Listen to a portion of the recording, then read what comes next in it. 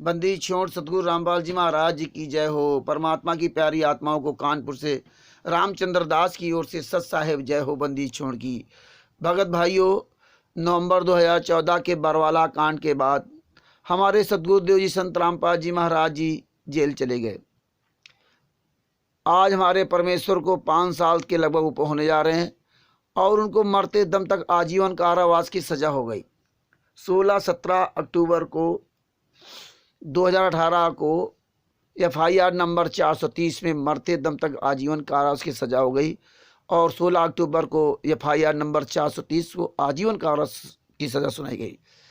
अब भगत भाइयों, ये जो सच का मार्ग था, किसी कुछ नहीं पता था बरवाला कांड क्यों हुआ, कब हुआ, क्या कारण हुआ, लेकिन परमेश्वर ने संजय और पवन जी को चलाया। सबसे पहले संजय दास जी को परमेश्वर ने जगाया और उन तक किसी भी तरह से परमात्मा की दया से सबूत पहुँचे।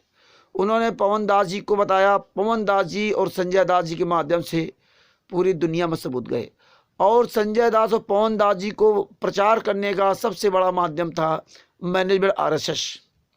अगर मैनेजमेंट RSS, मैन बोगड़ा और मोहनलाल और ये फर्जी नामदान संचालक और ऑडिटर, अगर ये लोग अगर इनका प्रचार ना करते तो शायद संगत पवन दास और संजय दास को कभी नहीं जान सकती थी।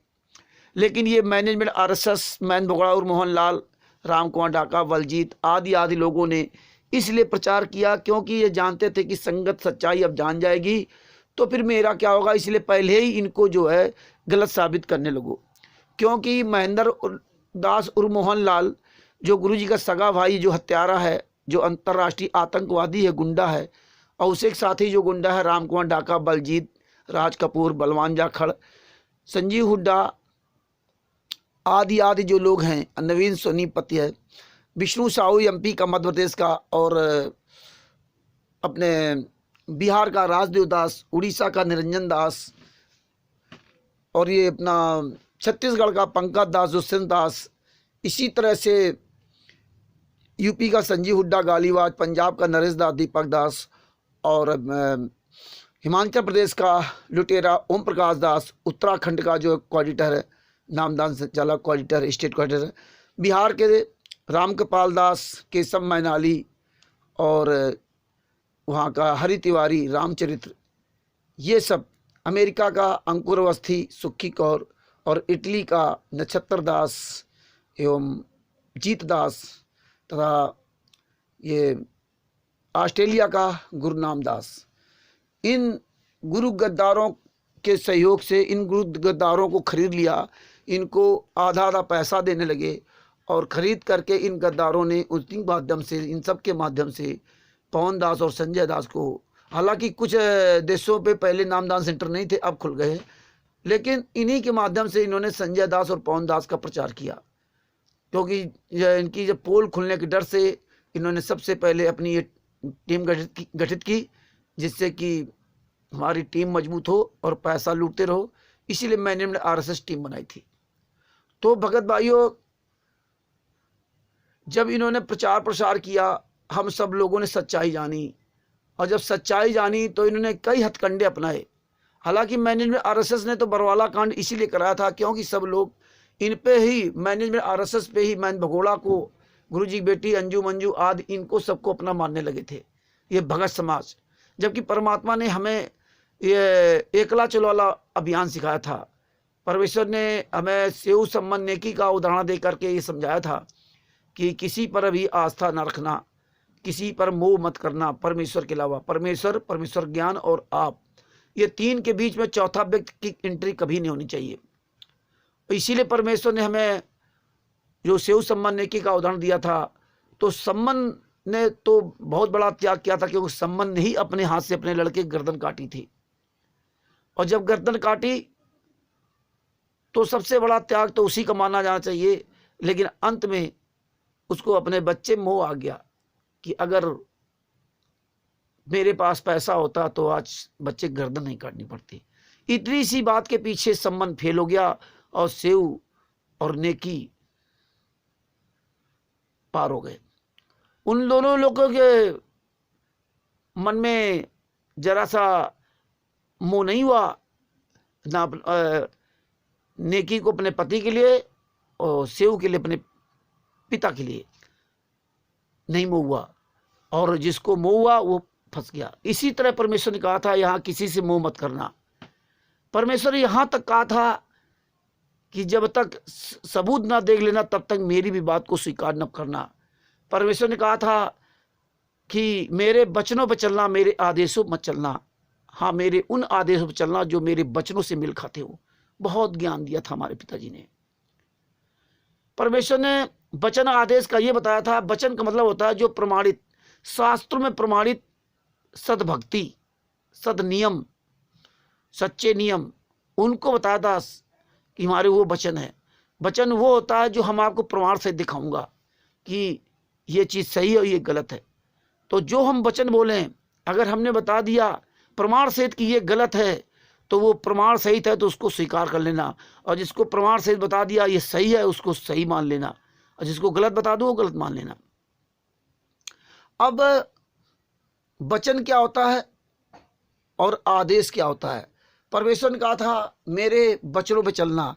वचन वो होता है कि जैसे परमेश्वर ने बताया कि बेटा दूध पौष्टिक होता है, हेल्दी होता है, स्वास्थ्यवर्धक होता है दूध पीना, और दूध के बाकायदे गुण बताए, ये देखो इसकी जांच रिपोर्ट है और इसको पीना।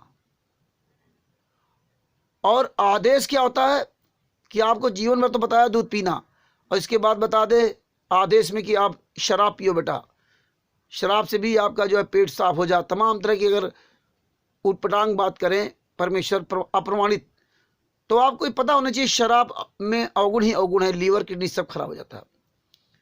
इसलिए दूध वाला जो परमात्मा ने बताया था उदाहरण, अगर परमेश्वर 1 लीटर दूध की बोतल लेकर आए और आधी वो स्वयं पी जाए और आधी हमें पीने कहें, तो हम तुरंत गड़गड़ पी जाएंगे।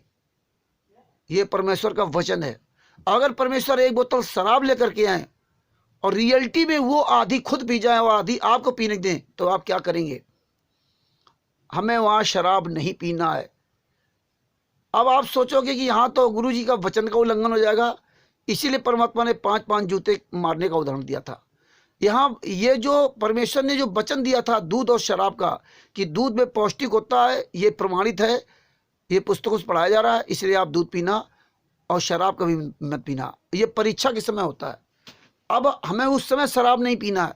अगर गुरु जी कहें भी कि तुम मेरे वचनों का उल्लंघन कर रहे हो, तो हमें वहाँ तुरंत परमेश्वर से करवद निवेदन करना चाहिए, हे परमेश्वर आपने कहा था मेरे वचनों पर चलना, मेरे आदेशों पर नहीं। आपका ये वचन था कि दूध पीना बेटा, दूध स्वास्थ्य के लिए लाभदायक होता है, और आपने दूध पिया और आपने मुझे दिया, तो मैंने भी आपके उस वचन को माना। और आपने जो शराब पिया तो आपने मुझे शराब पीने कहा, इसलिए हमने आपका वचन नहीं माना, क्योंकि आपने बताया था ये शराब स्वास्थ्य के लिए हानिकारक है। हम तो परमेश्वर से प्रार्थना करके कहेंगे, ये नहीं कहेंगे कि परमेश्वर गलती कर रहे हैं या परमेश्वर भूल गए ना। परमेश्वर हमारी सब परीक्षा ले रहे होते हैं। वो तो दिखावा में आपको कर सकते हैं, इन आंखों से आप देख ही नहीं सकते कोई शराब पी रहे हैं, वो बोतल पी रहे हैं कि नहीं पी रहे हैं। जैसे 600 साल पहले गणिका माई के साथ परमेश्वर ने वो लीला दिखाई थी। तो ये हमें विशेष ध्यान देना पड़ेगा। जिस तरह एक टीचर होता है, जो आपने क्लास में देखा होगा कि आपको रीड करने के लिए तो देता है 2 × 2 = 4, बेटा ये याद करके लाना। और जब आपसे क्लास पूछता है तो आप उत्तर सही बताते हो, तो कभी भी टीचर कहता नहीं तेरा गलत जवाब, 2 दूनी 5 होते हैं, तो आप वहाँ आप डिसबैलेंस हो जाते हैं। तो इसका मतलब वो टीचर झूठा है ना। वो टीचर आपकी परीक्षा ले रहा है कि हमने तुझे इस पुस्तक से दिखा करके 2 दूनी 4 पढ़ाया, 2 दूनी 4 पढ़ाया। आज हम अगर कह दे नहीं 2 दूनी 5 होता है, तो मेरी बात क्यों मानता? क्योंकि वो टीचर भी आपका एक सदगुरु होता है। वो टीचर आपका यहाँ जगत का ज्ञान देने के लिए पहले पुस्तक मंगाता है, फिर उस पुस्तक से दिखा पढ़ाता है कि देखो बेटा जो इस पुस्तक में लिखा वही मैं जो तुम्हें पढ़ाता हूँ। यही हमारे सदगुरुदेव जी संत रामपाल जी महाराज जी ने हमारे साथ किया। और हमारे टीचर ने इसीलिए जब हमारी परीक्षा लेते हैं तो वही टीचर हमारा एग्जाम लेता है, लेकिन हमें कभी ये बताता नहीं कि इसमें क्या लिखा, क्या हमें लिखना क्या नहीं लिखना। अगर आप कोई क्वेश्चन भूल गए तो पूछो टीचर से, आप बताएगा नहीं, आपको उल्टा सीधा बता देगा। आपको लगेगा मुझे बता दिया तो आप कर दिया तो आप फेल हो जाओगे। क्योंकि परीक्षा के समय परमात्मा क्या कोई भी टीचर हो, आप नहीं जान सकते। तो मेन बात यह कि जो हमें 1 साल तक टीचर ने पाठ पढ़ाया, जो हमारे सदगुरुदेव श्री संत रामपाल जी महाराज ने शास्त्रों में प्रमाणित सच्चाई दिखाई, और परमेश्वर ने कहा सास के अनुसार जो चलेगा, सास विधि जो त्याग कर देगा उसको कहीं मोक्ष नहीं मिलेगा, सो सास के अनुसार चलेगा उसको यहाँ भी और लोक परलोक दोनों उसके ठीक होंगे। इसलिए परमेश्वर ने हमें शास्त्रों में दिखाया, और परमेश्वर ने कहा था कि बिना सबूत देखे मेरी बात स्वीकार मत करना। मेरे पिताजी ने नवंबर 2014 तक, जब तक हमारे परमात्मा बरवाला आश्रम में रहे, कुछ लोग क्या कहते हैं कि जो पुस्तकों में मिलावट इसमें चल रही है, नवंबर 2014 तक बरवाला आश्रम जब तक हमारे परमात्मा रहे, तब तक ये उन पुस्तकों को लॉन्च नहीं किया जिनमें इन्होंने मिलावट की। कुछ भाई हमारे कहते हैं कि जो यथार्थ भक्ति बोध पुस्तक में लिखा है कि डीबीडी द्वारा नाम दीक्षा दी जाएगी, हमने 2009 से ही आदेश दे दिया, इस तरह से बातें लिखी हुई हैं। तो और कहते हैं ये तो गुरुजी ने ही लिखा। अब बताइए भगत जी, मान लो गुरुजी नवंबर 2014 में के पहले, कांड के पहले परमेश्वर आश्रम में ही थे, तो क्या आश्रम में जो परमेश्वर के नाम से पुस्तकें वहाँ आती तो क्या गुरुजी ही स्वयं छापते थे क्या? नहीं, परमेश्वर ने तो बता दिया। अब छापने वाला उसमें क्या छापता क्या नहीं छापता है, क्या उसमें गलत छाप दे या सही छाप दे, वो पुस्तक जब परमेश्वर के सामने आए उसको पढ़े तो समझ सकते हैं, और नहीं तो क्या जाने। वैसे तो वो सब जानकार हैं, परमात्मा सब जानते हैं, लेकिन यहाँ तो एक मनुष्य की तरह लीला निभाते हैं। ये तो हम आप जान सकते हैं ना भगत जी। तो इन गुरु गद्दारों ने, मैनेजमेंट आरएसएस वालों ने, जो कबीर सागर सल्लार्थ है और तुम्हारे जो यथार्थ भक्ति बोध है, ये पुस्तकों में आप देखिए तो उसमें 2012 या 13 का मतलब हिंदी संस्करण पड़ा है कि हिंदी में परमेश्वर ने रूपांतर किया था, और उसमें डेट भी पड़ी हुई है, और ये उस समय की छपी भी पुस्तकें हैं, और ये अभी ना अभी छपी हो तो हमें आपको क्या मालूम कि उसमें छपी कि इस समय छपी है। तारीख डाल दी 2012 की। इन गद्दारों ने अपनी ये चाल चली होगी, और जब 2012 या 13 में परमेश्वर ने अनुवाद किया था उस समय छपी, तो उस समय इन्होंने क्यों नहीं पुस्तक बेची? 2012, 2013, 2014 में बरवाला आश्रम के अंदर कहीं भी कबीर सागर का सल्लार्थ नहीं देखा, और न कभी यथार्थ भक्ति बोध का हिंदी अनुवाद देखा। ये गुरु गद्दार झूठ बोला करते थे कि हिंदी अनुवाद कोई एक भगत कर रहा है, कोई भगत कर रहा है, कोई एक भगत कर रहा है, हिंदी अनुवाद आने वाला है यथार्थ भक्ति का, यथार्थ भक्ति बोध का। इस तरह ये झूठ राग अलापते थे। 15 या 16 की बात है, 2015 या 16 की बात है। तो भगत भाइयों, तो पहली बात तो पुस्तकों का ये भ्रमण आप ख़त्म कर दीजिए कि मेरे पिताजी के रहते हुए इन्होंने इन पुस्तकों को लॉन्च नहीं किया, कबीर सागर सल्लात वगैरह, और आज ही लॉन्च कर रहे हैं। उस समय हो सकता था, ये जानते थे, अगर उस समय जिस तरह आध्यात्मिक ज्ञान अंधश्रद्धा भक्ति खतरा ये जान ज्ञान गंगा पुस्तक में और कबीर सागर सल्लार्थ में, जीने की राह पुस्तक जो इस समय निकाली, अगर उस समय निकाल दिए होते और उस समय अगर मिलावट कर दिए होते तो उस समय बगावत शुरू हो जाती, क्योंकि उस समय बरवाला कांड नहीं होता, उस समय ये लीला का चक्कर नहीं था, हर भगत भाई जागरूक था। और उस समय अगर ये लोग ये पुस्तक अगर कहीं मार्केट में उतार देते तो हर व्यक्ति इनका विरोध करता और ये अपने गलत कामों में कामयाब नहीं हो पाते। तो ये तो बड़े चतुर थे, इन्हें तो बरवाला कांड करा के गुरु जी को मरवाना था, इसलिए उन्होंने सब इस तरह षड्यंत्र रचा और आज पुस्तकों में मिलावट करके बांट रहे। अब ये क्या कहते हैं, मिलावट उसमें कौन कर सकता है, परिवर्तन कौन कर सकता है? अरे छापते समय छापने वाला परिवर्तन करवाएगा, छापने वाले से परिवर्तन करवाया जाता है, छापने वाले से क्या लेना। और ये तो अब खुद स्वयं छाप रहे हैं, पहले वो दूसरे के यहाँ छपती थी तो वहाँ इतनी गुंजाइश नहीं थी और उस समय हर आदमी जागरूक भी था। और बरवाला कांड के बाद लोग सब एकदम जो है माइंडली थोड़ा परमात्मा की तरफ ज़्यादा उसे हो गए। बरवाला कांड में उनका माइंड चेंज कर दिया गया कि लीला है, कहीं कांड कहीं लीला, इस तरह भ्रमित किया गया। तो भगत भाइयों, कहने का मतलब पहली बात तो ये पुस्तकों का आप अपने अंदर से भ्रमणा खत्म कर दीजिए। दूसरी बात भगत जी, जो आप लोग कहते हैं जेल से ऑडियो आ गई, जेल से ऑडियो आ गई, जेल से ऑडियो आ गई, कैसे आप सत्संग सुनते हो? क्या सत्संग में आप सुनते हो? परमेश्वर ने इतना सब समझाया और अगर आप परमेश्वर के वचनों पर नहीं चलोगे, शब्दों में नहीं चलोगे तो आपके तो मर्यादा खंड हो गई। अरे परमेश्वर ने क्या कहा था इंद्रमती जी का उदाहरण दिया था कि इंद्रमती जी, अब परमेश्वर ने इंद्रमती जी का उदाहरण दिया था कि इंद्रमती जी, आप जब मैं आ जाऊं आपके पास, अचानक आ जाऊं और हम आपको आवाज़ दें, अपने ही इस निज स्वरूप में आवाज़ दें, तो तुम मुझे सम्मान मत करना, ना मेरे तरफ देखना। सबसे पहले आप जो है उस मंत्र का जाप करना, जो आपके पास मंत्र हो, जो आपको मंत्र मिला हुआ है, उस मंत्र का जाप करना। अगर उस मंत्र का जाप करोगे तो अगर हम होंगे तो हम तो वैसे खड़े रहेंगे, अगर मेरे स्वरूप में काल आएगा तो फिर वो उसका नकली आवरण हट जाएगा और असली आवरण में आ जाएगा और भाग जाएगा। तो भगत भाइयों, इतना हमारे परमेश्वर ने बताया। ये क्यों बताया, ये क्यों कहा?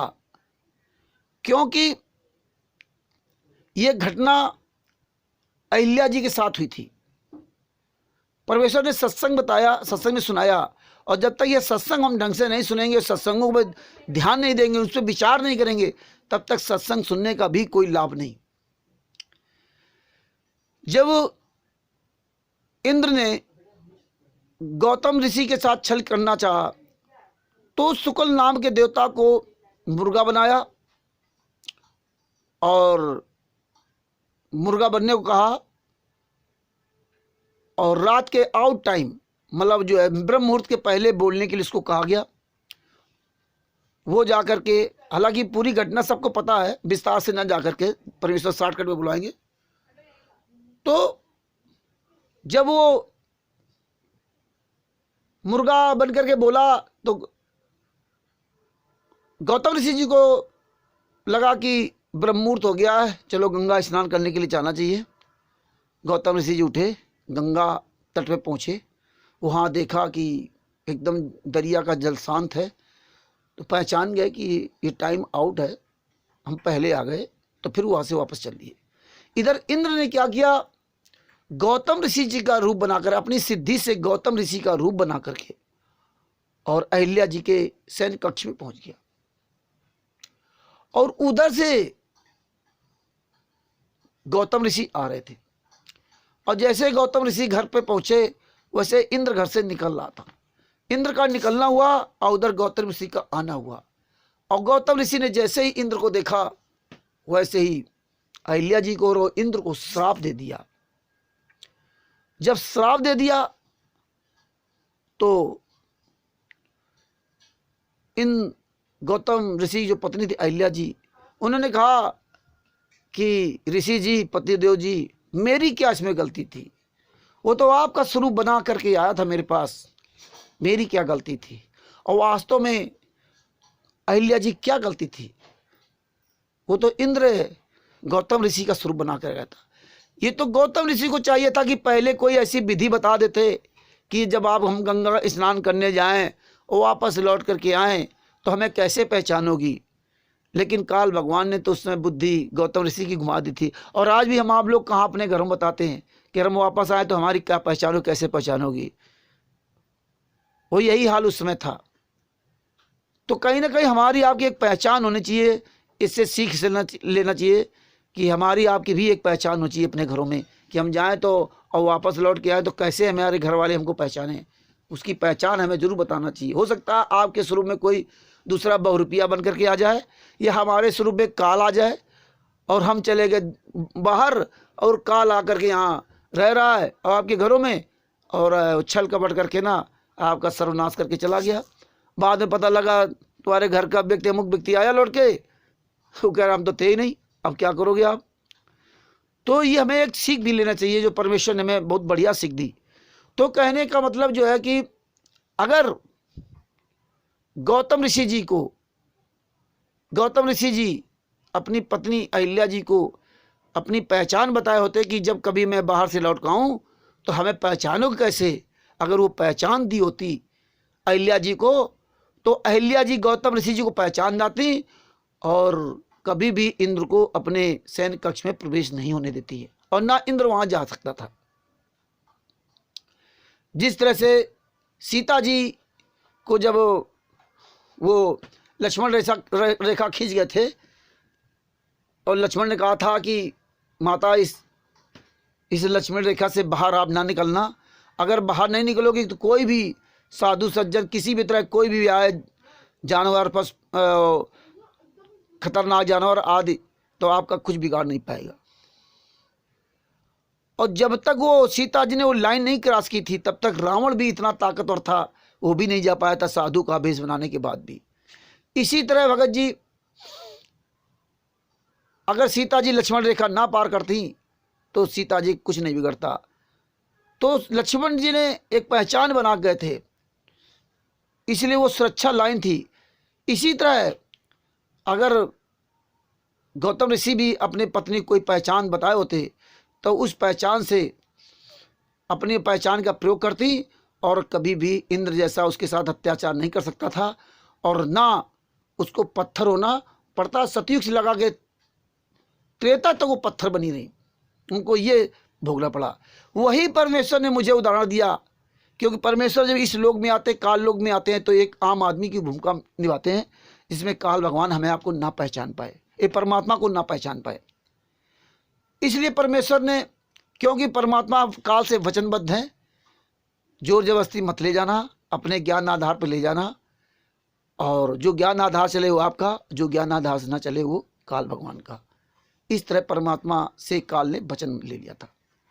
तभी परमेश्वर कहते हैं कि अब आज इसीलिए परमेश्वर मुझे पहचान बता रहे हैं कि अगर मैं भी तुम्हारे पास अचानक आ जाऊं तो मेरा सम्मान मत करना, मुझे देख करके सम्मान मत करना। पहली बात तो मुझे मेरी तरफ देखना तक नहीं, अगर मैं आपके घर में आ जाऊं अचानक तो आप मुझे देखना भी तक नहीं,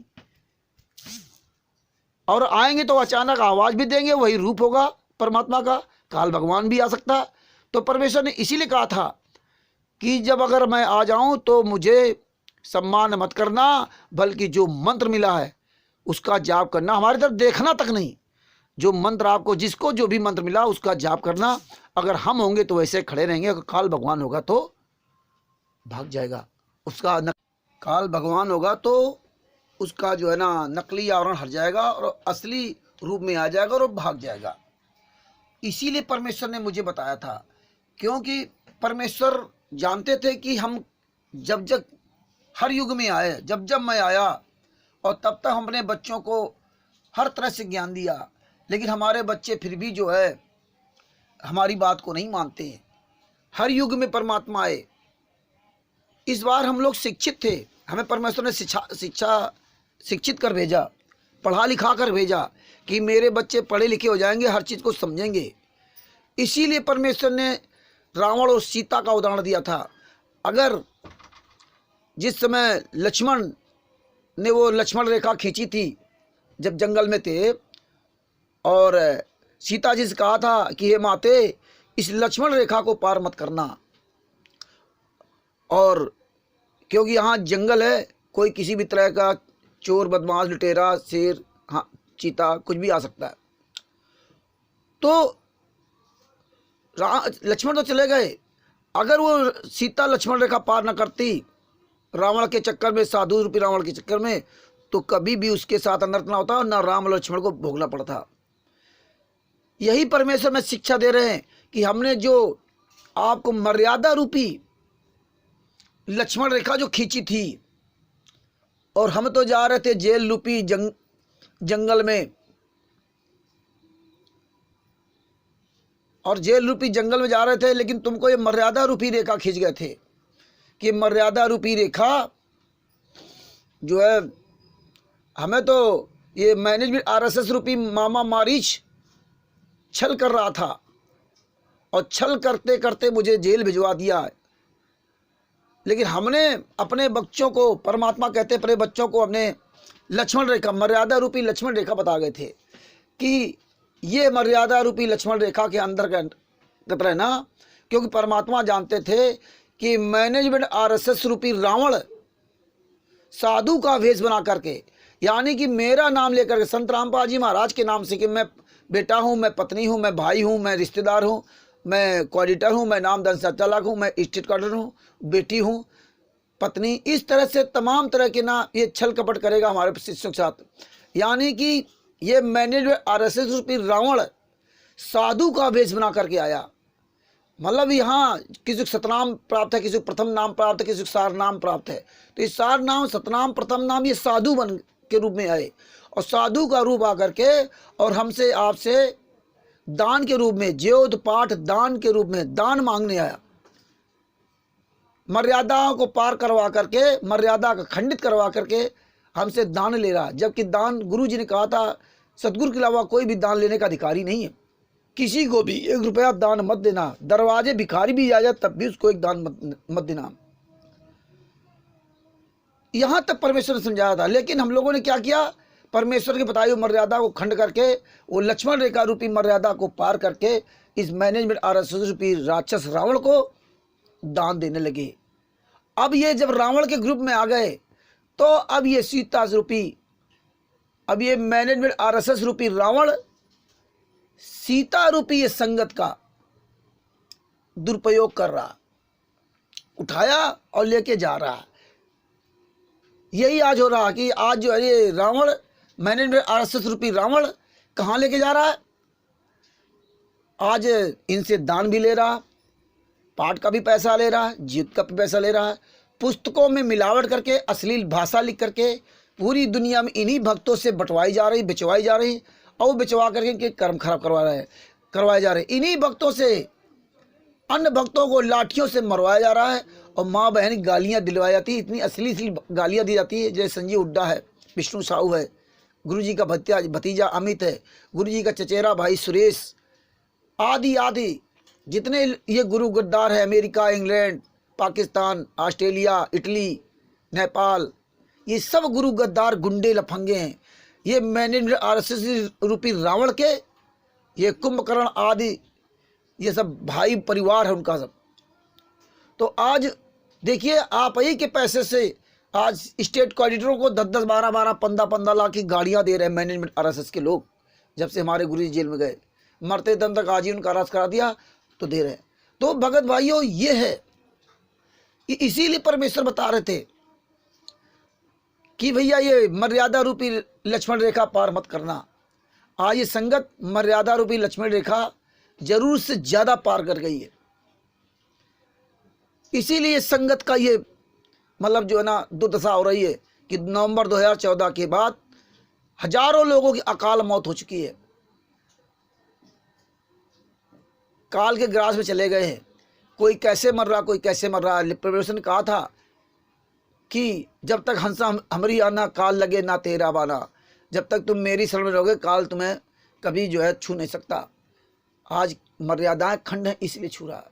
इसलिए भगत भाइयों, परमेश्वर ने मैं इसीलिए उदाहरण दिया था अहिल्या जी का और सीता जी का उदाहरण दिया था।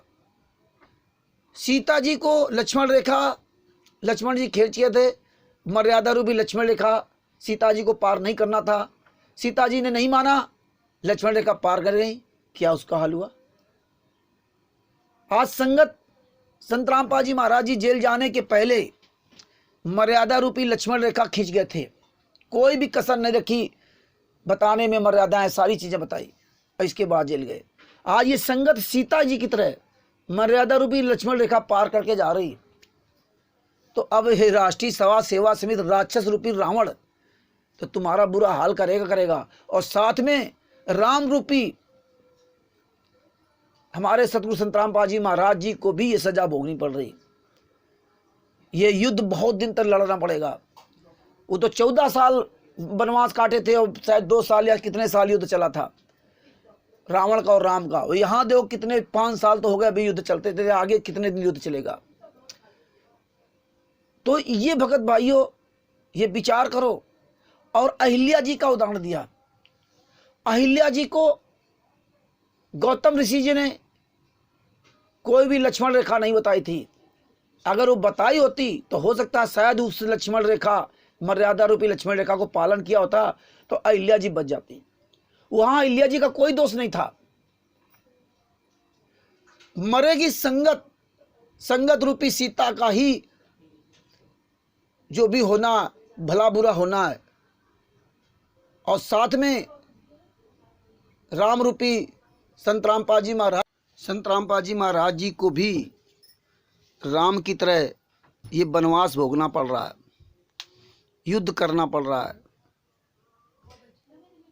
ये सब उदाहरण परमेश्वर ने क्यों दिया था? आज ये संगत उन मर्यादाओं का उल्लंघन करके ये गुरु गद्दारों का साथ दे रही है। क्यों इनका साथ दे रही है? क्यों नहीं इनका साथ छोड़ रही है? हालांकि बहुत संगत ने साथ छोड़ दिया।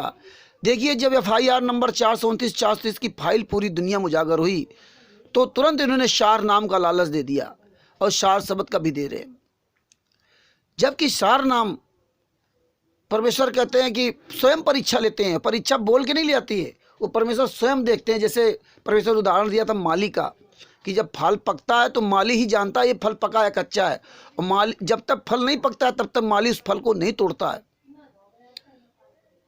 इसी तरह हमारे परमेश्वर ये सब विधियां इसीलिए बता गए थे, और नहीं तो ये गुरु गद्दार तो बहुत बड़ा अत्याचार कर डालते।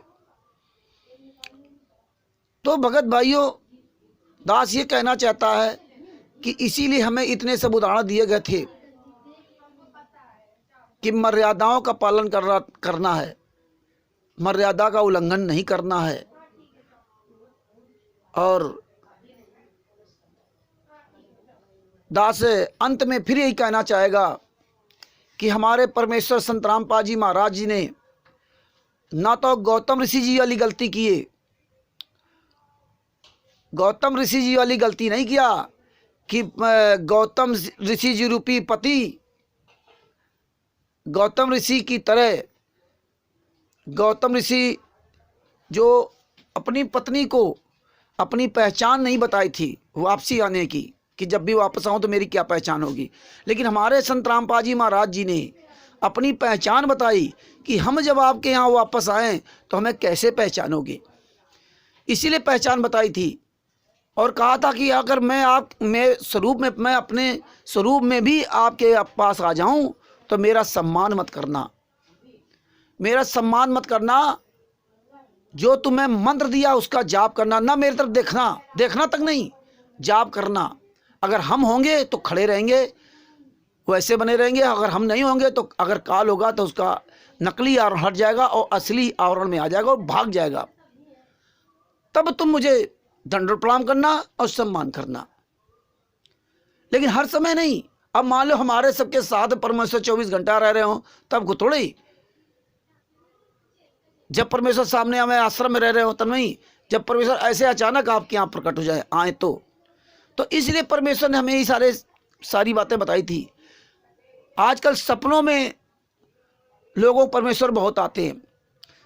जिस भगत भाई के देखो वो सपने की बात करता है। कोई कहता मुझे आशीर्वाद दिया, कोई कहता मुझे सतनाम दिया, कोई कहता मुझे सार नाम दिया, कोई कहता कि परमेश्वर ने मुझसे कहा कि बैठ के भक्ति किया करो, कोई कहता कि नित्यनेम रामायणी संध्या आरती समय से पूरा किया करो, समय बैठ करके पूरे जो ना 45 मिनट का नित्यनेम है तो 45 मिनट किया करो, 45 या 6 मिनट जो भी है उसमें बैठ के किया करो। सपनों में अब लोग ज़्यादा विश्वास करने लगे। जब से हमारे परमात्मा जेल गए तब से स्वप्न ज़्यादा आने लगे, सपनों में दर्शन होने लगे। सपनों की ज़्यादा बात करते, साक्षात की बात नहीं करते हैं। ये हमारा हर युग में हमारी यही समस्या रही। नवंबर 2014 तक परमात्मा जब आश्रम में रहे तो वो बात नहीं करेंगे, सपनों वाली ज़्यादा बात करेंगे। और जबकि परमेश्वर ने सपनों की तो बात छोड़ दी, अपने साक्षात्कार की बताई कि मैं साक्षात भी अगर आपके सामने खड़ा हो जाऊं तो मेरी तरफ देखना तक नहीं, मंत्र का जाप करना जो तुम्हें मंत्र मिला है। अगर हम होंगे तो वही, और हम नहीं होंगे तो काल होगा तो भाग जाएगा। ये हम सपनों में नहीं कर पा रहे हैं। ये हमारी आपकी आदत खराब हो रही है। ये हमें विचार करना पड़ेगा परमेश्वर की बताई हुई मर्यादा के अनुसार। फिर हमारे साथ छल कपट ऐसे होता है। परमेश्वर ने क्या कहा था कि नित्यनेम रामायणी संध्या आरती जो आप करते हो, नित्यनेम में आपका 45-46 मिनट का होता है और उसमें बहुत ज़्यादा आपका मन 20 मिनट लगता है, ऐसे ज़्यादा नहीं लगता है। ये रटने के लिए नहीं कि सुबह शाम तीनों टाइम आप रट रहे हो। इसमें परमेश्वर ने बोला क्या है उस पर चलना है। हमारे परमेश्वर इसलिए कहते हैं सुबह शाम सुबह दोपहर और संध्या तीनों टाइम इसलिए पढ़ो बैठ करके कि एक एक बात को याद रखो और फिर जब घर से बाहर निकलो तो वो जो उसमें लिखा उसका पालन करो। जिस तरह से घर में पिता जो होता है अपने बच्चे को घर से बाहर निकलने के पहले समझाता है कि बेटा रोड पे लेफ्ट चलना, राइट मत चलना, और जब भी रोड क्रॉस करना तो दोनों तरफ देख करके हाथ देते हुए आराम से क्रॉस करना, भागना नहीं अचानक, किसी को गलत ना बोलना, झूठ ना बोलना, चोरी न करना, बेईमानी न करना, किसी को गाली मत देना, किसी को मारना नहीं, सच को सच कहना, विदुर की तरह सच बोलना, अपने बड़ों का सम्मान करना, गुरु को कौन कैसे क्या हमें अच्छी तरह से दूसरों के साथ व्यवहार करना, हमें दासा भाव रखना। ये परमेश्वर ने मैं नित्यनेम श्रमेणी संध्या आरती, सुबह क्या करना, दोपहर में कैसे क्या करना, शाम को क्या करना, तीनों टाइम आपको याद रहे। और शाम को फिर हमें जो है ना अपना संध्या आरती का मतलब, अब उसमें क्या कहते हैं, ये सारी दुनिया सुख से सोवे, तेरा दास उठ के रोवे, तेरा रामपाल अज्ञान किया सतलोक का वासी। सारी दुनिया सुख से सोवे, तेरा दास उठ के रोवे। अब बताइए ये जितने लोग गाना गा रहे हैं शाम को, कौन रोता है? मैं बताओ, एक भी भगत कोई रोता हो सकता कोई रोता हो, लेकिन ऐसे नहीं समझ में आ रहा। लेकिन कितने प्यार से, धुन से, सुर लय ताल से गाना गा रहे हैं। सारी दुनिया सुख से सोवे, तेरा दास उठ के रोवे। रोए थे धर्मदास जी, आप लोग गाना गा रहे हो शाम को, ये संध्या आरती है? रोते हो नहीं, लेकिन गाना गा करके अपना समय पूरा करते हो। इसीलिए परमेश्वर ने हमें एक उदाहरण दिया था कि वो कोई दुख का था गाना, कि जब आपको दुख पड़ेगा तो क्या ऐसे गाना गाओगे? आप नहीं गाना गाओगे। लेकिन आज बड़ी विडंबना है, धर्मदास जी रोए थे, इतनी सब मर्यादाएं बताई। कुल मिला के दास ये कहना चाहता है कि जितने भी भगत भाई हमारे इस महीने में आरएसएस के चुंगल फंसे हुए हैं, जो ऑडियो की बात सुन करके अपने आप को वो फर्जी आदेशों को सीने से लगा रखा है, तो परमात्मा के वचन को सुनिए, परमात्मा के द्वारा बताई हुई मर्यादा को सुनिए। जो हमारे परमात्मा जेल जाने के पहले ये मर्यादाएं बता गए थे। हम बार बार कह रहा हूं कि परमेश्वर ने साफ शब्दों कहा कि आपके दरवाजे पे, आपके घर में अगर परमेश्वर आ जाते हैं, साक्षात आ जाएं, तो आप सम्मान मत करना, ना तो देखना। आपको परमेश्वर ने बताया कि सबसे पहले आप उस मंत्र का जाप करना जो तुम्हें मंत्र दिया है, और मंत्र का जाप करोगे तो अगर हम होंगे तो वैसे खड़ा रहूँगा, काल भगवान होगा तो उसका असली नकली आवरण हट जाएगा और असली आवरण में आ जाएगा और वो भाग जाएगा। फिर आप खुद सम्मान करो परमात्मा का, दंडवत प्रणाम करो। परमेश्वर ने बार बार इस पे जोर दिया है। आज ऑडियो क्यों मान रहे हो? आज सपनों पे क्यों जा रहे हो? साक्षात की बात करो। और ऑडियो पे क्यों जा रहे हो? पढ़े लिखे हो, 21वीं सदी के पढ़े लिखे लोग हो। जो भी आपसे कहते हैं रोहतक आओ बात करवा दूं, मैंने आरएसएस के लोग कहते हैं, एक नामदान संचालक कोऑर्डिनेटर कहते हैं, और ये जितने हमारे भाई पढ़े लिखे हमारे भाई जो इन गद्दारों का साथ दे रहे, जाने या अनजाने में, वो भी यही बात कर रहे हैं। अरे तुम भैया कौन से सदी में जी रहे हो? अरे उस अंजू बहन से कहो जिसकी ऑडियो आती है, विष्णु चोर से कहो जो ऑडियो में बात करता है, अमित दास बरेली वाले से कहो कि जो ऑडियो में बात करता है, नेपाल का रमेश दास जो ऑडियो में बात कर रहा है उससे बात करो। ये जितने भी गुरु गद्दार, अमित दास जो गुरु गद्दार गुरु जी का चचेरा भतीजा है, सॉरी चचेरा भाई नहीं भतीजा है, उसकी ऑडियो आती है। इन गद्दारों से कहो कि अगर संत रामपाल जी महाराज जी का जेल से फोन आता है तो वो हमें स्क्रीनशॉट भेजिए। जैसे कि हम आपसे बात कर रहे होते हैं और जब हमारी बात समाप्त होती है, या बात फोन किया हो या फोन आया हो या मिस कॉल आई हो, तो भगत जी फोन कटने के बाद आप उस नंबर पर क्लिक कीजिए, और नंबर पर क्लिक करोगे तो पूरी डिटेल आ जाएगी कि इतने मिनट इतने सेकंड इस तारीख को इतने समय इस नंबर से बात हुई। ये जितने भी गुरु गद्दार हैं अगर सच्चे हैं तो वो स्क्रीनशॉट भेजें। दूसरी बात, अगर अंजू बहन से बात रोज होती है या जब भी होती है, तो अंजू बहन दूसरे मोबाइल से लाइव वीडियो चालू कर दे।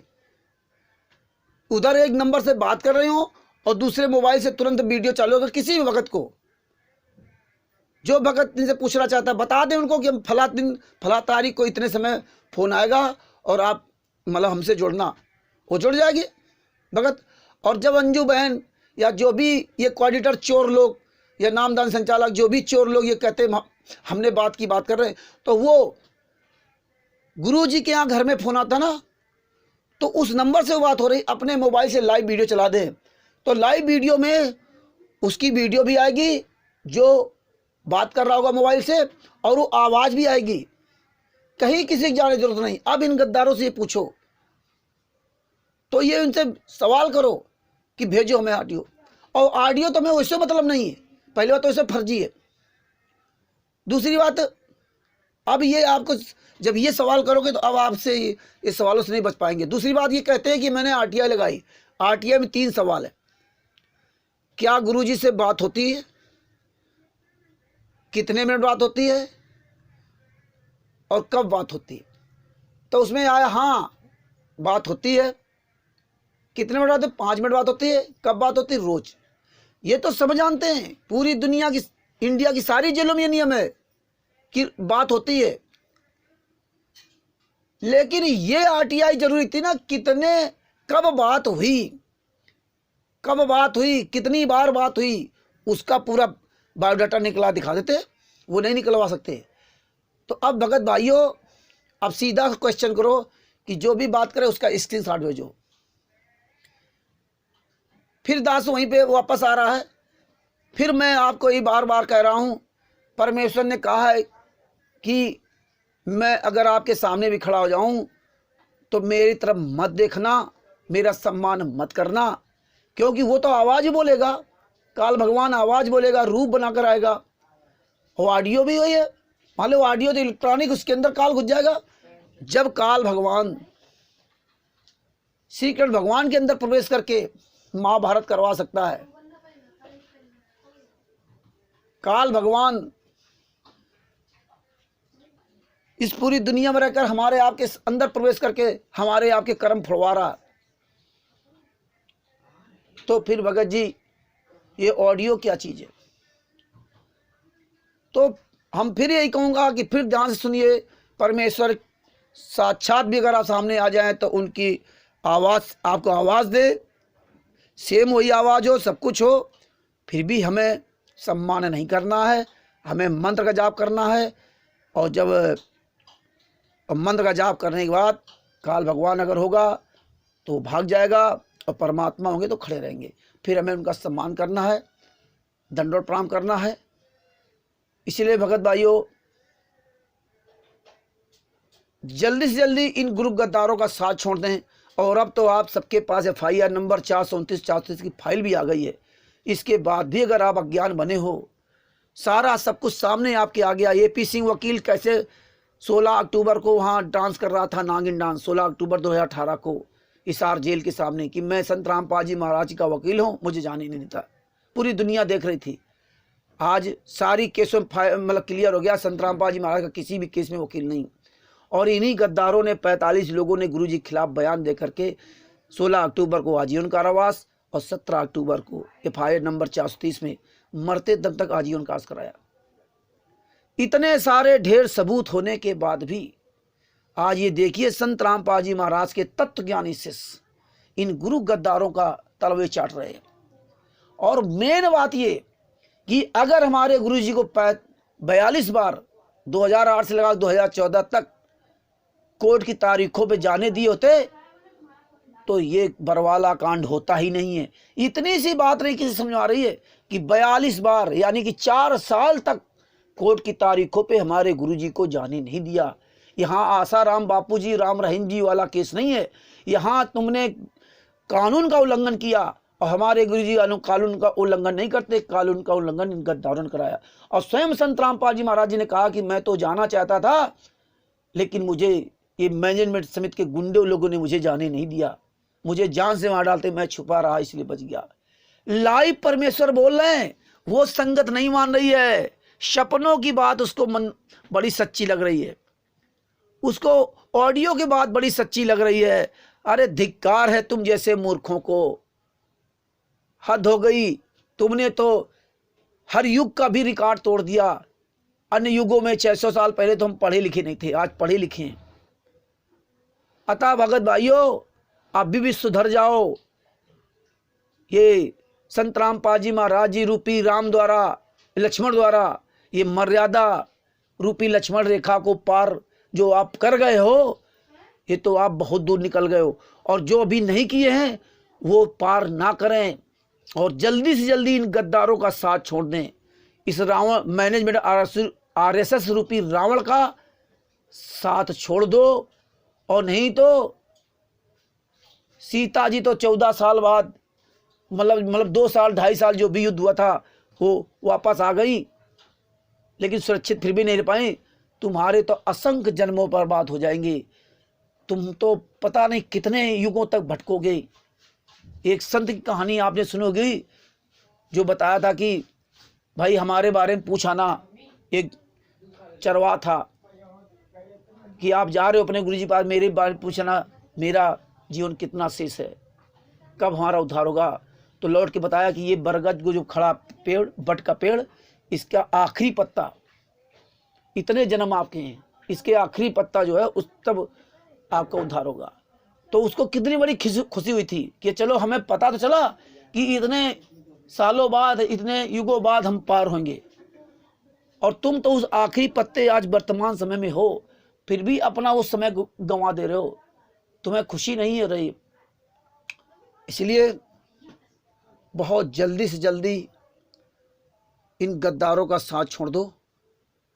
भूल करके भी ऑडियो वीडियो सपनों पे मत जाना, साक्षात की बात करना। सत साहेब जय हो बंदी छोड़ की। हाँ, इन मैनेजमेंट RSS वालों का क्या हाल होगा, ये जो हमारे भगत भाई हैं उनके अंदर का दर्द अब सब बाहर छलक रहा है।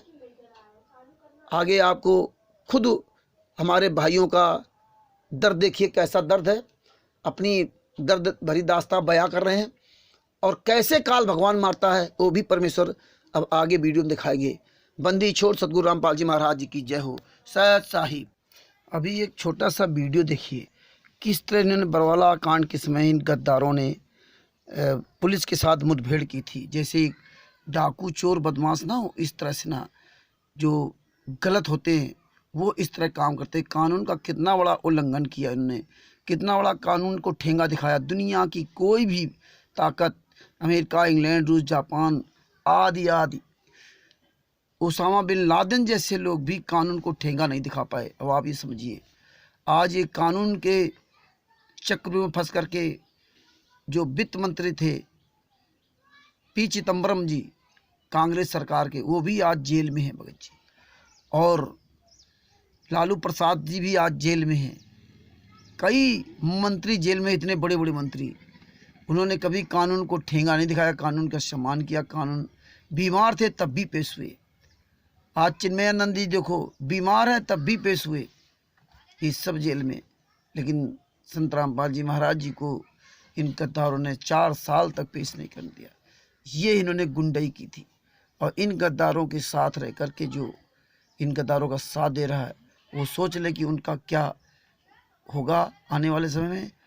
और 600 साल पहले की तरह उससे भी कहीं ज़्यादा ये फेल हो चुके। एक वीडियो छोटा सा देखिए। सत साहिब, इस समय संत रामपाल के समर्थकों के साथ जो प्रदर्शन है वो उग्र होता जा रहा है। ठीक सामने की तरफ अगर आप देखें तो एक तरफ पुलिसकर्मी पीछे की तरफ भाग रहे हैं, तो वहीं जो बाबा के अनुयायी हैं वो आगे की तरफ आ रहे हैं।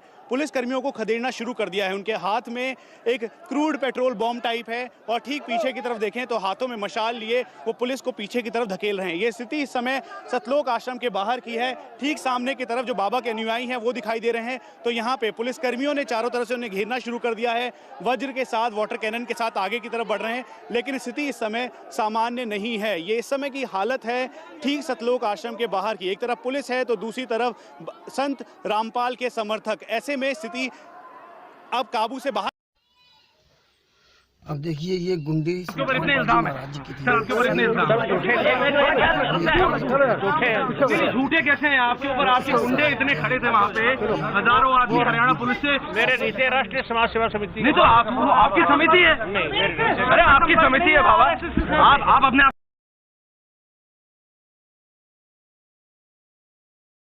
एक गुंडों की झलक। इस तरह गुंडे तक किसी विश्व में किसी धर्म गुरु के शिष्य तो छोड़ दो, किसी जगत के भी व्यक्ति ने किया हो। इतने ताकतवर लोग आए, लेकिन ऐसी गुंडाई किसी ने की जितनी ये संत रामपाल जी महाराज के नाम से ये महेंद्र उर्फ मोहनलाल जो राष्ट्रीय समाज सेवा से गुंडा पार्टी है, इसने परमेश्वर के बच्चों को काले कपड़े पहनाकर पूरी दुनिया के सामने गुंडा घोषित कर दिया, साबित करवा दिया। अब देखिए आगे परमात्मा के जो बच्चे इन गद्दारों से पीड़ित होकर के अपनी किस तरह संवेदना व्यक्त कर रहे हैं। देखिए सत साहिब जय हो बंदी। मैं आधीन निकट हूँ उधर बर मोहे, गरीबदास माता दुखी और मोमन है छोए।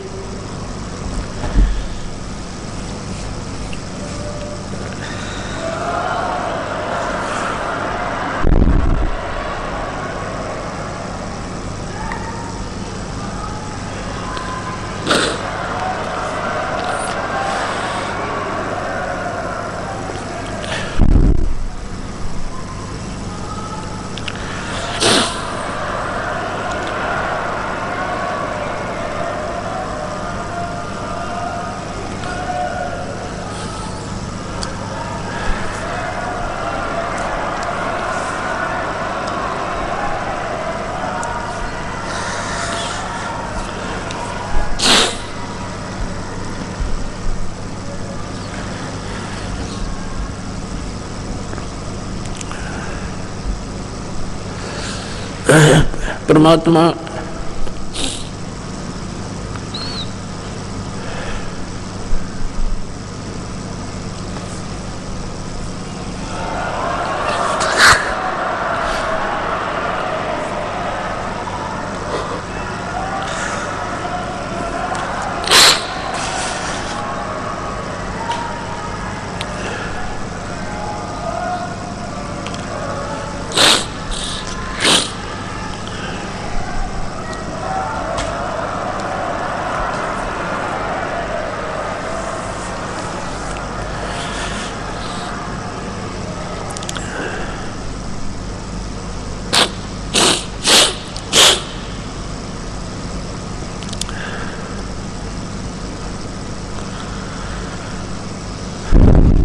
परमात्मा कह रहे हैं,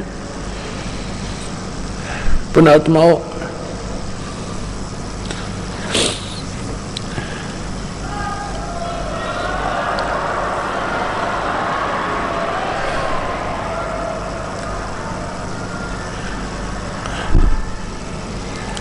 अभी आप बच्चे हो, क्योंकि आप इस परमात्मा से परिचित नहीं हो। ये कितने दुखी हैं आपके लिए।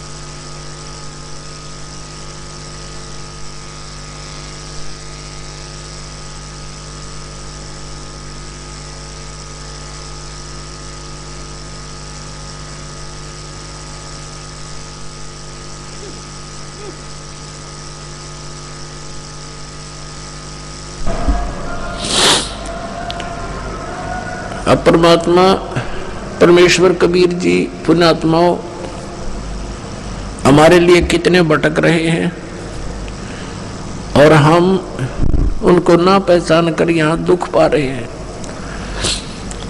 अब क्या बताते हैं, सिकंदर लोधी ने जब ये कहा कि भगवान आप चलो एक बार, तो परमात्मा कहते हैं कि बनारस के अंदर मेरा कोई ऐसा मित्र, ऐसा कोई सेठ नहीं जो मुझे उधार दे दे, क्यों मैं गरीब व्यक्ति हूँ, मेरे पास ऐसा धन भी नहीं जो गिरवे रख दूं, और सारा दिन कपड़ा बुनता हूँ और कपड़ा बुनकर जो भी कुछ मिल जाता उससे अपने परिवार का पोषण करता हूँ। बंदी छोड़ हमारे परमात्मा देखिए कैसे रो रहे हैं। ये ये भगत समाज ये दर्द नहीं समझता मेरे परमेश्वर का। मेरा पिता क्यों रो रहा है तुम जैसे नीचों के लिए रो रहा है, जो आज हमारे परमेश्वर को पूरे दुनिया के सामने गुंडा साबित करा दिया, परमेश्वर के बच्चों को गुंडा साबित करवा दिया इस मैनेजमेंट आरएसएस गुरु गद्दारों ने। जिस आरएसएस को परमात्मा कह रहे ये मेरी नहीं है, उसी के हम आप तलवे चाटते हैं। अभी भी वक्त है, जागो भगत जी। सत साहिब, जय हो बंदेश्वर। गुरु का स्थान तो इस संसार में ईश्वर से भी बड़ा। जिस प्रकार सूर्य के उदय होने पर अंधकार दूर होता है, उसी प्रकार गुरु के वचन मन में फैले अंधकार को नष्ट कर उसे ज्ञान की दिव्यता से सुसज्जित करते हैं। गुरु की शरण तीर्थ के समान होती।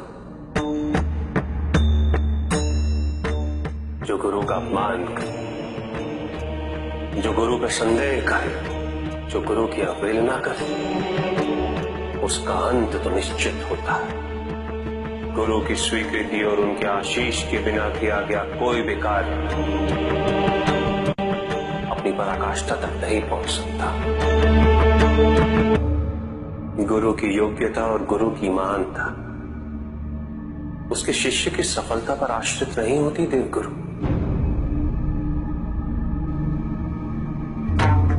गुरु तो ज्ञान का महासागर होता है। इस महासागर में कौन सा शिष्य कण चुनता है और कौन सा मोती, ये तो शिष्य पर ही निर्भर करता है। जो गुरु वचन पे डट गए फंद 84 की, डट गए फंद 84 की। परमात्मा ने लाइव विश्व के सामने बरवाला कांड के समय जो बोला, जो आपने भी सुना, यही पर्याप्त परमात्मा का वचन है। और जो वास्तव में पतिव्रता पत्नी होती है, उसको लाइव बोले हुए उसके पति परमेश्वर के वचन ही सर्वोपरि होते हैं। और आपने सती अनसुईया जी की कथा सुनी, आपने सती सावित्री जी की कथा सुनी। ये पति परमेश्वर थी, पतिव्रता थी। ये कोई भक्ति नहीं करती थी, सिर्फ अपने पति को ही परमेश्वर मानती थी, परमेश्वर का स्वरूप देखती थी। और ये सती सावित्री जो जब उनके पति सत्यवान जी की मृत्यु हुई, तो वो यमराज जब उनके प्राण को लेके जा रहा था, तो वो भी पीछे पीछे साथ चल दी। अब बताइए भगत जी, क्या वो जमीन थी कि क्या था? वो कैसे जा रहे थे, उनको कैसे दिखाई दे रहा था? सर्वोपरि सर्वशक्तिमान यहाँ इस लोक में रावण हुआ था, जो काल को भी पाटी बांधे था। उसने अपने बच्चों की मेघनाद, कुंभकर्ण आदि की मृत्यु को, उनकी आत्माओं को नहीं देख पाया कि यमराज इनको लेके जा रहा, जबकि इंद्र को भी काल अपने कोख बांधे था और काल को पाटी में बांध रखा था। अगर वो शायद रावण उस समय देख लेता कि ये मेरे भाइयों की आत्माओं को यमराज ले जा रहा, तो जिस यमराज को काल अपने पाटी में बांध रखा था, उस अपने भाई बच्चों को मरने ही नहीं देता। अब ये बताइए, विश्व रावण से ज़्यादा कोई ताकतवर नहीं, रावण से ज़्यादा कोई बुद्धिमान नहीं, रावण से ज़्यादा कोई पैसे वाला नहीं, और फिर भी वो रावण अपने भाइयों की आत्माओं को नहीं दे पाया। और एक सती सावित्री जी जो कोई भक्ति नहीं करती थी, ना परमेश्वर मिले थे, ना ये सद्भक्ति मिली थी, ना सतनाम मिला था, ना प्रथम नाम मिला था, ना चार नाम मिला था, फिर भी वो अपने पति की मृत्यु के बाद वो साथ जा रही थी यमराज की, वो देख रही थी यमराज। ये आज बताइए, शतनामी और सारनामी भगत, प्रथम नामी भगत हैं, कई भगत हैं जिनके बच्चे मर गए, वो देख पाए क्या? नहीं, क्योंकि तुम पति परमेश्वर नहीं हो। इसी तरह सती अनसुईया जी पति परमेश्वर, पति को परमेश्वर मानती थी, और परमेश्वर का स्वरूप मानने की वजह से ब्रह्मा विष्णु महेश जैसे लोगों को सती अनसुईया जी ने बालक बना दिया। और सती अनसुईया ने बालक बना दिया। लक्ष्मी पार्वती सावित्री अपने पतियों को पहचान तक नहीं पाई। अब आप ये देखिए, जो इतने शक्तिमान, यहाँ ये सतलोक स्वर्गलोक तक के शक्तिमान माने जाने वाले ब्रह्मा विष्णु महेश, यहाँ के शक्तिमान माने जाने वाले ये लोग, यहाँ एक आम स्त्री जो इस जगत के नाते सती अनसुईया जी ने ब्रह्मा विष्णु महेश जैसे लोगों को बालक बना दिया। आज आप लोग बालक बना के दिखा दो, क्योंकि हम आप पति पता स्त्री नहीं है। पति पता स्त्री वो होती जो लाइव परमात्मा अपने परमेश्वर के बोले हुए वचनों पर चले, ना कि किसी के दूसरे कहने पर चले। इसीलिए परमेश्वर ने कहा था कि लाइव जब तक ना देखे निज नैना तब तक ना माने गुरु की बहना। इसीलिए परमेश्वर ने कहा था कि मैं भी अगर तुम्हारे सामने आ जाऊं अगर तो मेरा सम्मान मत करना, जो मंत्र दिया उसका जाप करना, मेरे तरफ देखना तक नहीं। अगर मैं होऊंगा तो वहीं खड़ा रहूंगा, अगर काल होगा तो उसका नकली आवरण हट जाएगा, असली आवरण में आकर भाग जाएगा। तो आप खुद विचार कीजिए, प्रथम नामी हो, सतनामी हो, सार नामी हो, क्या आप अभी तक पतिव्रता स्त्री बन पाए? नहीं। अगर पतिव्रता स्त्री बने होते तो सारे सबूतों को दरकिनार करते हुए परमेश्वर ने बरवाला कांड के समय जो अभी आपने वीडियो सुना, साफ शब्दों बोल रहे हैं, ये गुंडे मेरे नहीं, राष्ट्रीय समाज सेवा समिति के, और राष्ट्रीय समाज सेवा समिति मैंने नहीं बनाई। और दूसरी ऑडियो आती तो आप खुद अपने परमेश्वर को दोगला साबित कर रहे हो। और ऑडियो अपने स्वरूप तक के लिए परमेश्वर ने साक्षात आपके पास आ जाए तो मना किया है। और ये नहीं परमेश्वर ने कहा कि हर जगह आप, तो यहाँ तो परमेश्वर स्वयं पूरी दुनिया के सामने जो हमें कानून का पालन करने वाला बनाया, कानून का सिखाते हैं, वही परमेश्वर की ही दया से वो लोग भी जो लेके जा रहे हो भी कानून के पालन करता है, कानून के अधीन है। भगत भाइयों, अभी समय है पतिव्रता स्त्री बनिए। भगत जी, सत साहिब, जय हो। तुम्हारा क्या होगा, तुम्हारा क्या होगा पापियों? तुमने मालिक से टक्कर लिए, किसी सत्सेवक से टक्कर नहीं लिए। तुम मालिक के दुश्मन हो, महापापी हो। इस पृथ्वी पे आपको जीने का कोई अधिकार नहीं है। यह मालिकान से सत साहेब, जय बंदी छोड़, बड़ा बंदी छोड़, सतगुरु रामपाल जी महाराज की। गुरु सत मार्ग बतलाए, कोई बिरला ही वहाँ जाए। गुरु सत मार्ग बतलाए, कोई बिरला ही वहाँ जाए। गुरु सत मार्ग बतलाए, कोई बिरला ही वहाँ जाए। गुरु सत मार्ग बतलाए। राजस्थान में कहावत है कि सोए हुए व्यक्ति को नींद से जगाया जा सकता है, लेकिन कोई जानबूझकर सोने का नाटक कर रहा है तो उसे जगाना मुश्किल होता है। और इसमें कोई संशय नहीं है कि यह नाटक आज 70% संगत कर रही है। सतलोक आश्रम मैनेजमेंट की पिछले 4 वर्षों से प्रत्यक्ष में सैकड़ों गलतियां प्रमाणों सहित देखने के बाद भी अच्छे लोगों ने हाथ में चूड़ियां पहन रखी हैं। संगत इतनी कायर बन चुकी है कि किसी भी कोऑर्डिनेटर, नामदान संचालक या मैनेजमेंट के गुंडों से सवाल तक करने की हिम्मत नहीं।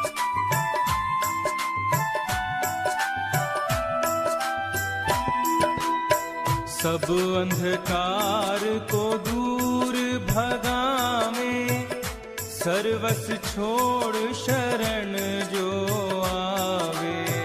सब अंधकार को दूर भगावे, सर्वस छोड़ शरण जो आवे। गुरु परमेश्वर से मिलाए, कोई बिरला ही वहाँ जाए। गुरु परमेश्वर से मिलाए, कोई बिरला ही वहाँ जाए। गुरु सत मार्ग बतलाए, कोई बिरला ही वहाँ जाए। गुरु सत मार्ग बतलाए, कोई बिरला ही वहाँ जाए।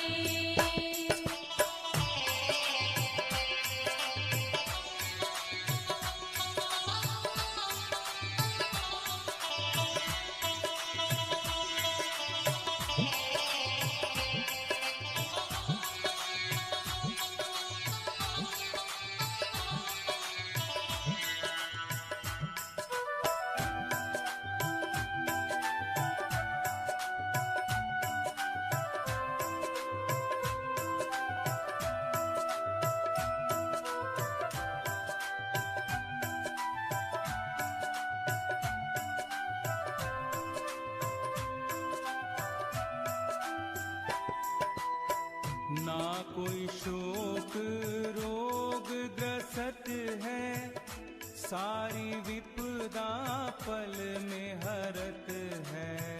ना कोई शोक रोग ग्रस्त है, सारी विपदा पल में हरत है। गुरु अंतर ज्ञान जगाए, कोई विरला ही वहाँ जाए। गुरु अंतर ज्ञान जगाए, कोई बिरला ही वहाँ जाए। गुरु सत मार्ग बतलाए, कोई विरला ही वहाँ जाए। गुरु सतमार्ग बतलाए, कोई बिरला ही वहाँ जाए।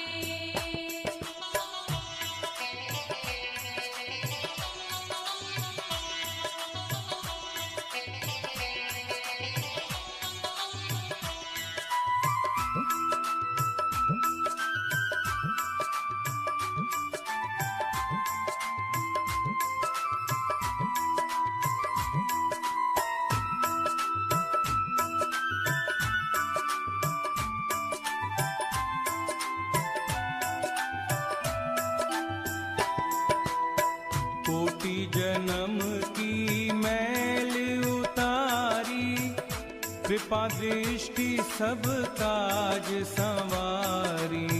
कोटि जन्म की मैल उतारी, कृपा दृष्टि सब काज सवारी। सत्संग साधन बतलाए, कोई विरला ही वहाँ जाए। सत्संग साधन बतलाए, कोई बिरला ही वहाँ जाए। गुरु सत मार्ग बतलाए, कोई विरला ही वहाँ जाए। गुरु सतमार्ग बतलाए, कोई बिरला ही वहाँ जाए।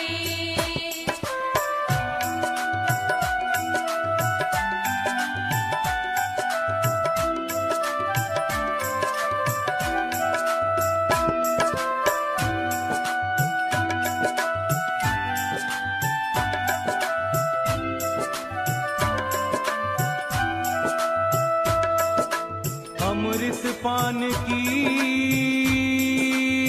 विधि बताई, जन्म जन्म की प्यास बुझाई। अमृत पान की विधि बताई, जन्म जन्म की प्यास बुझाई। अमृत पान की विधि बताई, जन्म जन्म की प्यास बुझाई। भव सागर से तर जाए, कोई विरला ही वहाँ जाए। भव सागर से तर जाए, कोई बिरला ही वहाँ जाए। गुरु सत मार्ग बतलाए, कोई विरला ही वहाँ जाए।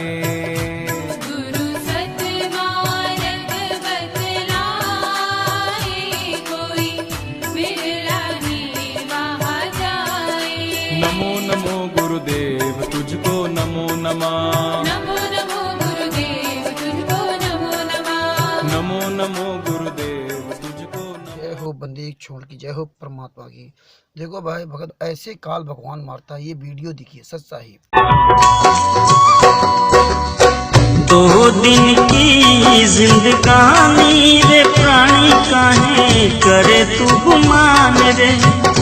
दो दिन की जिंदगानी रे प्राणी काहे करे तू गुमान रे, करे तू गुमान रे, अरे इंसान रे, करे तू गुमान रे, अरे इंसान रे। जीवन बहता पानी रे प्राणी काहे करे तू गुमान रे। जीवन बहता पानी रे प्राणी काहे करे तू गुमान रे।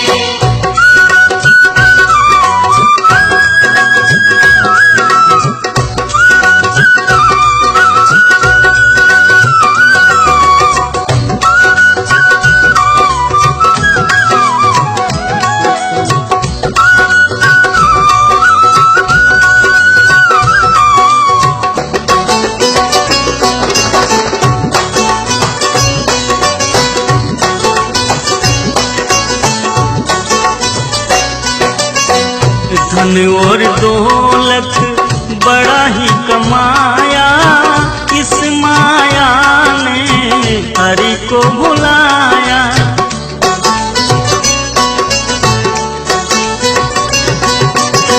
धन और दौलत बड़ा ही कमाया, इस माया ने हरि को भुलाया। माया तो आनी है जानी रे प्राणी काहे करे तू गुमान रे। जीवन बहता पानी रे प्राणी काहे करे तू गुमान रे। करे तू गुमान रे, अरे इंसान रे, करे तू गुमान रे, अरे इंसान रे। जीवन बहता पानी रे प्राणी काहे करे तू गुमान रे। जीवन बहता पानी रे प्राणी काहे करे तू गुमान रे। जीवन बहता पानी रे प्राणी काहे करे तू गुमान रे।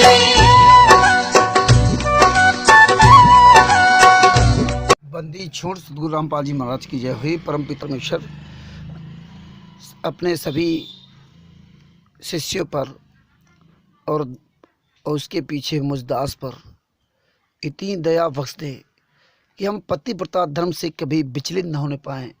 जितनी कितनी भी मुसीबत आ जाएं, हे परमेश्वर सत्यवादी हरिश्चंद्र की तरह, हरिश्चंद्र जी की तरह मुझे सत्य से विचलित न होने देना परमेश्वर। मुझे सती अनसुईया जी की तरह, सती सावित्री जी की तरह पतिव्रता धर्म से मुझे विचलित न होने देना है परमेश्वर। आप ही जब दया करेंगे तभी हम इस काल जाल से बच सकते हैं और हम नीचों पर दया करो परमात्मा। हम तो गलती के पुतले हैं परमेश्वर, हमारी गलतियों को माफ़ करो परमेश्वर। आप हम लोगों के लिए सतलोक से यहाँ आ सकते हो तो जेल से भी अब बाहर निकल आई परमेश्वर। हे परमेश्वर दया करो। सच्चाई भगत जय जय हो परमात्मा की जय हो परमेश्वर। बंदी छोड़ सतगुरु रामपाल जी महाराज की जय हो। सत साहिब।